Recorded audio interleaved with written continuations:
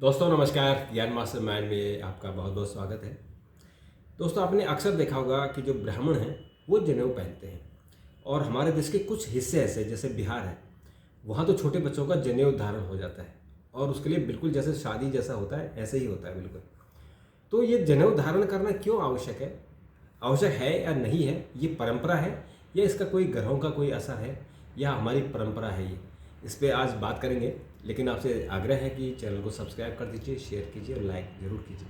तो हम अपने विशेषज्ञ डॉक्टर प्रदीप मिश्र जी से बात करेंगे। डॉक्टर साहब, आप बहुत बहुत स्वागत है। डॉक्टर साहब, हमने देखा कि ब्राह्मण लोग जनेऊ पहनते हैं, लेकिन बहुत सारे ब्राह्मण नहीं भी पहनते हैं। तो जनेऊ का क्या संबंध है? जो हम कहते हैं कि भगवान ब्रह्मा से इनका कोई संबंध है, लेकिन सब लोग क्यों नहीं मानते थे? दरअसल देखिए क्या है कि हिंदू धर्म के जो संस्कार हैं, सनातन धर्म के, उनमें ये भी एक संस्कार है, उपनयन संस्कार जिसको बोलते हैं जी। और उपनयन संस्कार वो संस्कार है जिसमें कि जनेऊ धारण कराया जाता है।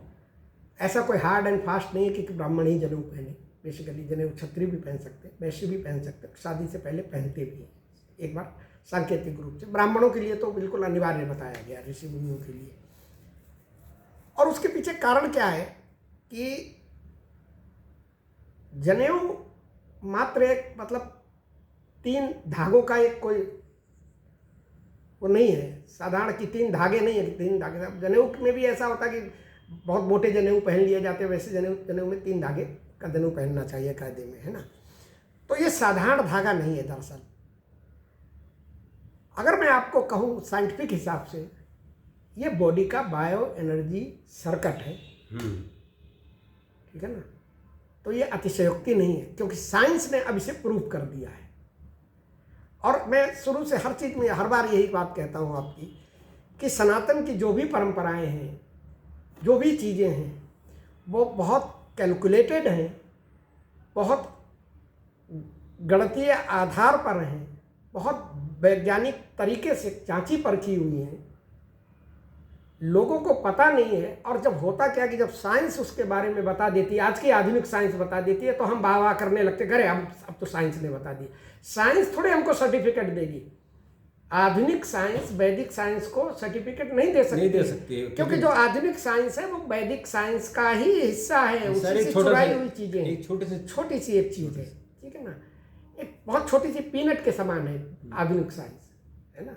वैदिक साइंस वहाँ से शुरू होता है जहाँ आधुनिक साइंस खत्म हो जाती है, और इन्हीं वैदिक साइंस का सहारा लेके आधुनिक साइंस शुरू होती है। लेकिन हम लोगों की असल में मानसिकता एक ऐसी बन गई है कि जब साइंस इस चीज़ को प्रूव कर देता है तो हम कहते हैं कि ये तो बहुत अच्छी चीज़ है। तो मेरा कहने का मतलब ये है कि जनेऊ एक साधारण धागा नहीं है। ये आपके शरीर के अंदर का ऊर्जा संतुलन का काम करता है, आपके पाचन तंत्र को सही रखता है, आपकी यूरिनरी सिस्टम को सही रखता है। और मैं आपको बहुत संक्षेप में बताऊँगा।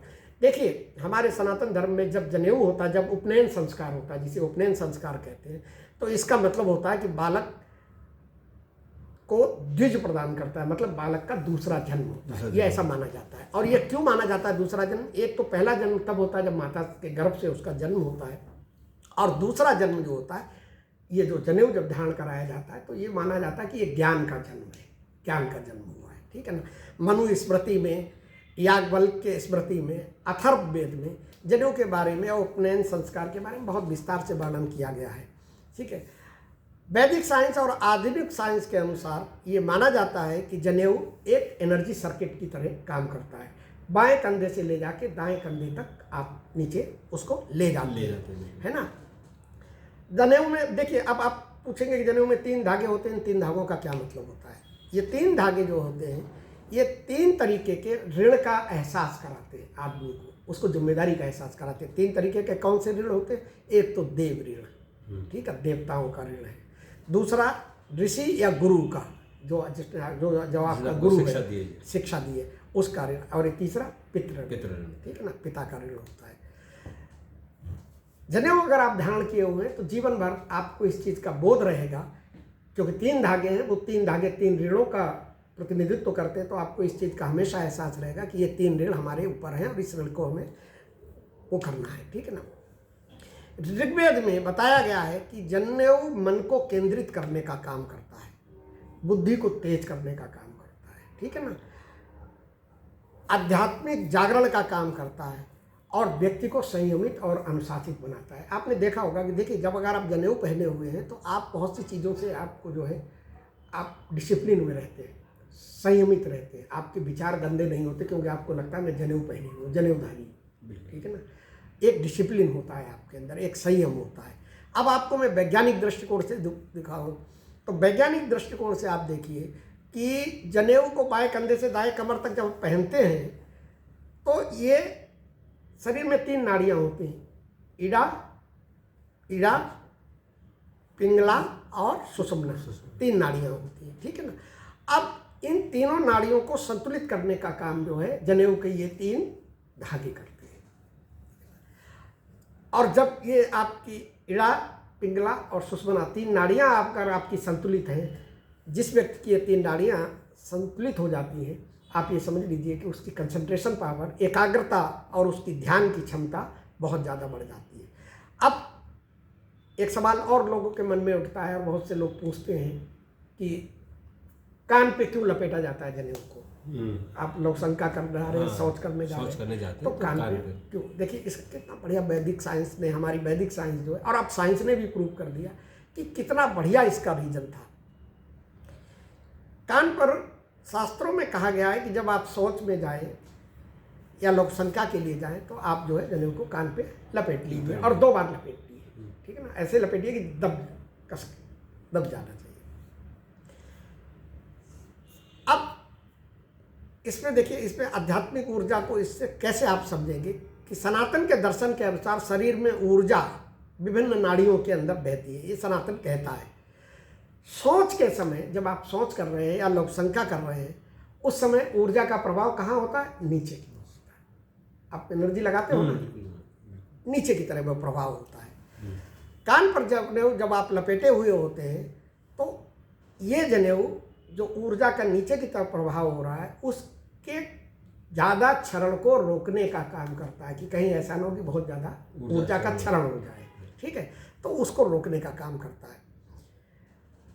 इससे चेतना आपकी नियंत्रित रहती है।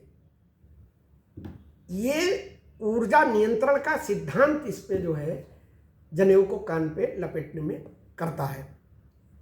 अब देखिए, सनातन धर्म में दरअसल जो छोटी छोटी चीज़ें हैं ना, जो छोटी छोटी बातें हैं, उनके पीछे बहुत गहरी सोच, गहरा शोध और गहरा विज्ञान छिपा हुआ है। अब आप आधुनिक विज्ञान के अनुसार आ जाइए, तो हमने वैदिक साइंस के हिसाब से बताया। अब आपको आधुनिक विज्ञान के अनुसार आधुनिक विज्ञान क्या कहता है। कान में लपेटने पे बहुत इस पर रिसर्च की गई कि कान में लपेटने से क्या होता है। हमारे कान के पास की जो नसें होती हैं, ये वेगस नर्व कहलाती हैं। और ये वेगस नर्व जो होती है, ये पाचन और मूत्र नियंत्रण, यूरिनरी सिस्टम जो होता है, उससे जुड़ी हुई होती है। इससे शरीर की क्रियाएं जो है वो नियंत्रित होती हैं। और जब आप जनेऊ को कान में लपेटते हैं तो वो एक्यूप्रेशर का काम करता है, मतलब इसको दबाने का काम करता है ना। और जब एक्यूप्रेशर का काम करता है तो ये बिंदु जो है, वेगास जो नर्व्स हैं, ये एक्टिव होती हैं। तो इससे क्या होता है कि इससे आपका पेट साफ होता है। लघु शंका में आप जब जाते हैं तो आप पूरी तरीके से पूरी लघु शंका निवृत्त होकर आते हैं, ठीक है ना। शरीर की क्रियाओं का संतुलन बना रहता है। अब देखिए, ये तो इसके फायदे। और जनेऊ को कैसे धारण करना चाहिए। जनेऊ को धारण करने का सबको तरीका पता है कि बाएं कंधे से और दाहिने कंधे की तरफ आपको ले जाना है और शरीर के सामने से हिस्से में रहना चाहिए, पीछे से नहीं पहनना चाहिए। जरूर अगर जनेऊ आप पहने तो कुछ 1-2 सावधानियां हैं। इसकी शुद्धता का आपको विशेष ध्यान रखना चाहिए, समझे। स्वच्छ और पवित्र रहना चाहिए। कभी अगर आपका जनेऊ गंदा हो जाता है, अपवित्र हो जाता है ना, या पुराना होने लगता है, तो उसको तुरंत बदल देना चाहिए। अगर धागे टूटने लगे तो उस जनेऊ को तुरंत बदल देना चाहिए जी। और साल में कम से कम 1 बार जरूर बदल देना चाहिए। वैसे तो हमारे सनातन धर्म में अपने आप सारा सिस्टम बना दिया गया कि अगर आपके घर में कोई पूजा या अनुष्ठान होता है तो पंडित जी आते हैं और वो आपका जनेऊ बदलवा ही देते हैं, क्योंकि पता है साल में पूजा 1-2 बार होती है। तो सनातन ने सारे सिस्टम अपने आप बना रखे हैं।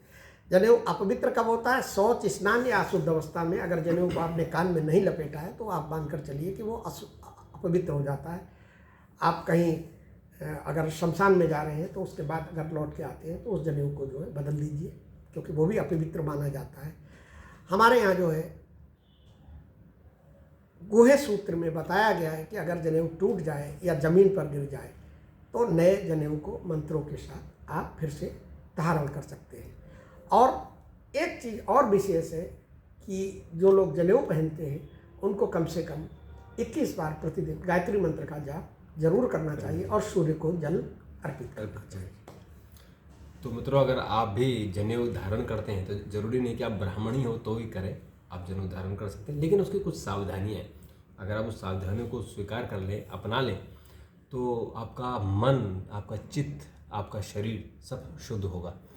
तो मित्रों, अगर आपके पास भी कोई ऐसी जानकारी है तो ज़रूर हमको शेयर कीजिए, हम उस पर बात करेंगे, आपसे आपके कमेंटों का जवाब देने की कोशिश करेंगे।